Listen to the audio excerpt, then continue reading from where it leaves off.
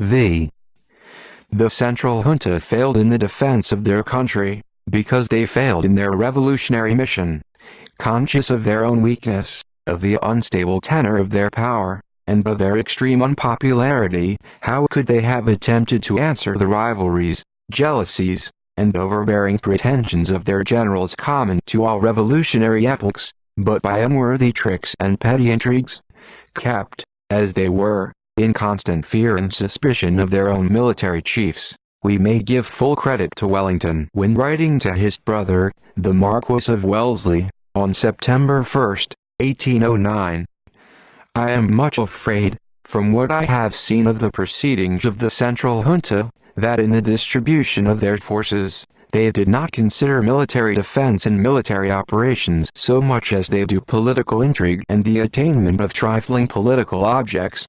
In revolutionary times, when all ties of subordination are loosened, military discipline can only be restored by civil discipline sternly weighing upon the generals.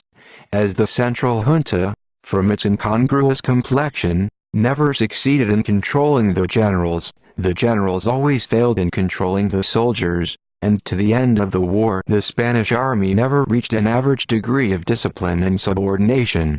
This insubordination was kept up by the want of food, clothing, and all the other material requisites of an army, for the morale of an army, as Napoleon called it, depends altogether on its material condition. The Central Junta was unable regularly to provide for the army, because the poor poet Quintana's manifestos would not do in this instance, and to add coercion to their decrees they must have recurred to the same revolutionary measures which they had condemned in the provinces.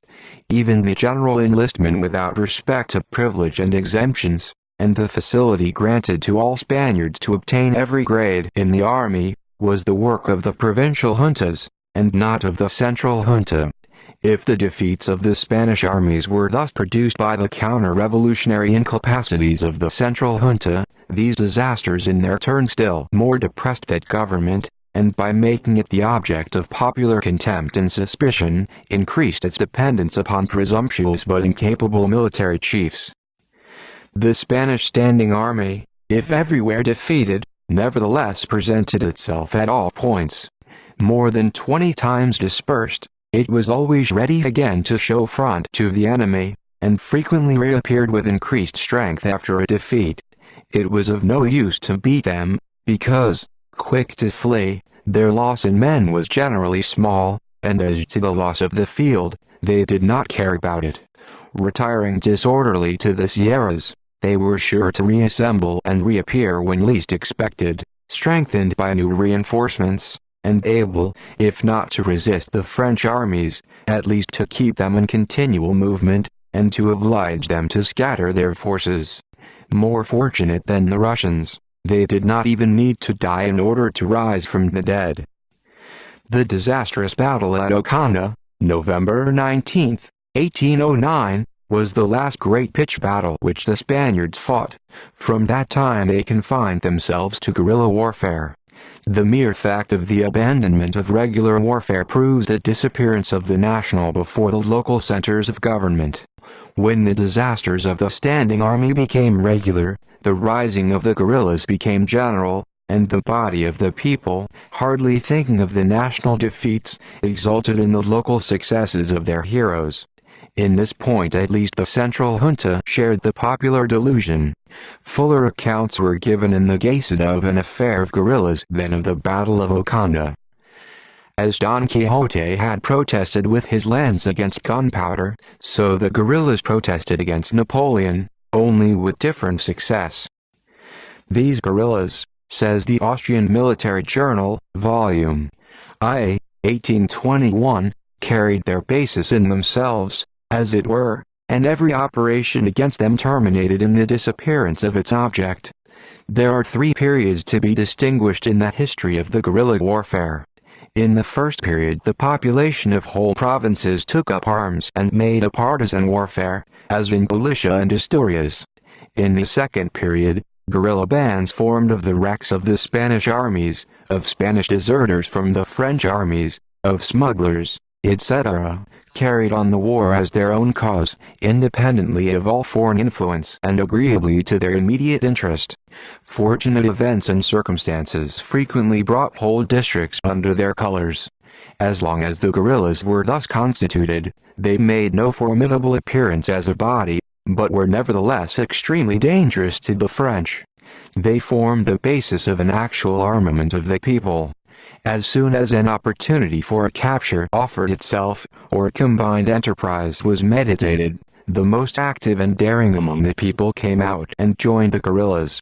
They rushed with the utmost rapidity upon their booty, or placed themselves in order of battle, according to the objects of their undertaking. It was not uncommon to see them standing out a whole day in sight of a vigilant enemy, in order to intercept a carrier or to capture supplies. It was in this way that the younger Mina captured the Viceroy of Navarre, appointed by Joseph Bonaparte, and that Julian made a prisoner of the Commandant of Ciudad Rodrigo. As soon as the enterprise was completed, everybody went his own way, and armed men were seen scattering in all directions. But the associated peasants quietly returned to their common occupation without as much as their absence having been noticed. Thus the communication on all the roads was closed.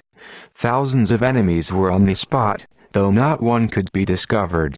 No courier could be dispatched without being taken.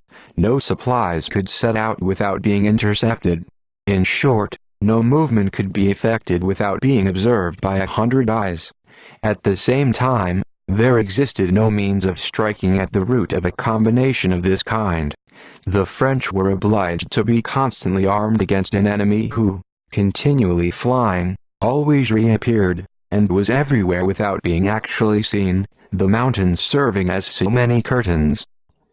It was, says the Abbé de Prat, neither battles nor engagements which exhausted the French forces, but the incessant molestations of an invisible enemy, who, if pursued, became lost among the people, out of which he reappeared immediately afterward with renewed strength. The lion in the fable tormented to death by a gnat gives a true picture of the French army. In their third period, the guerrillas aped the regularity of the standing army, swelled their corps to the number of from 3,000 to 6,000 men, ceased to be the concern of whole districts, and fell into the hands of a few leaders, who made such use of them as best suited their own purposes. This change in the system of the guerrillas gave the French, in their contests with them, considerable advantage. Rendered incapable by their great numbers to conceal themselves, and to suddenly disappear without being forced into battle, as they had formerly done, the guerrillas were now frequently overtaken, defeated, dispersed, and disabled for a length of time from offering any further molestation. By comparing the three periods of guerrilla warfare with the political history of Spain, it is found that they represent the respective degrees into which the counter-revolutionary spirit of the government had succeeded in cooling the spirit of the people. Beginning with the rise of whole populations, the partisan war was next carried on by guerrilla bands, of which whole districts formed the reserve, and terminated in corps ranks continually on the point of dwindling into banditti, or sinking down to the level of standing regiments. Estrangement from the supreme government, relaxed discipline, continual disasters, constant formation, decomposition, and recomposition during 6 years of the cadres must have necessarily stamped upon the body of the Spanish army the character of Praetorianism, making them equally ready to become the tools or the scourges of their chiefs. The generals themselves had necessarily participated in, quarreled with, or conspired against the central government, and always thrown the weight of their sword into the political balance. Thus Cuesta, who afterwards seemed to win the confidence of the central junta at the same rate that he lost the battles of the country, had begun by conspiring with the Consejo Real and by arresting the Leonese deputies to the central junta.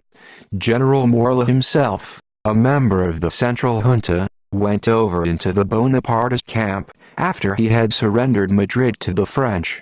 The coxcombical Marquis de las Romerias, also a member of the junta, conspired with the vainglorious Francisco Palafox, the wretched Montijo, and the turbulent junta of Seville against it.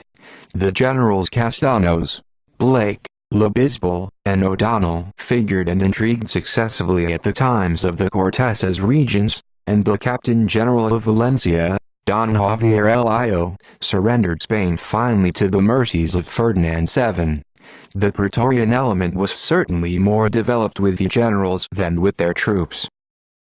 On the other hand, the army and guerrilleros, which received during the war part of their chiefs, like Porlier, Lacy, Arles and Villacampa, from the ranks of distinguished officers of the line, while the line in its turn afterward received guerrilla chiefs, like Mina, Empecinado, etc., were the most revolutionized portion of Spanish society, recruited as they were from all ranks, including the whole of the fiery, aspiring and patriotic youth, inaccessible to the soporific influence of the central government, emancipated from the shackles of the ancient regime.